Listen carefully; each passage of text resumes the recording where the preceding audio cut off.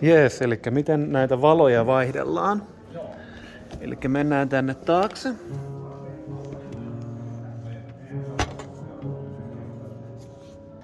Napit on mustia, pitää vähän tunnustella missä ne on. Eli meiltä löytyy yksi nappi, mikä on nämä niinku efektit. Outro, loop, SLR, sound, color, eli colorilla vaihdetaan väriä. Sitten tässä on toinen nappi. Se on myös näitä efektejä, niitä ei tarvitse painella.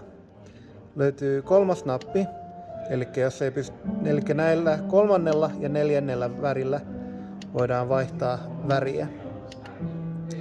Eli normaalikokouksessa meillä on yleensä vihreä väri, mutta nuorten iltaan voi vaikka laittaa sinisen.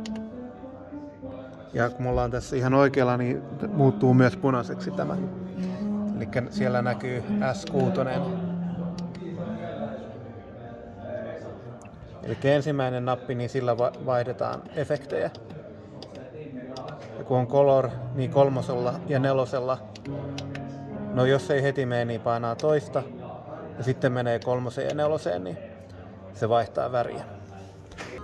Ja sama tehdään näissä kaikissa. Laitetaan tämä päälle. Täältä tunnustellaan missä ne on.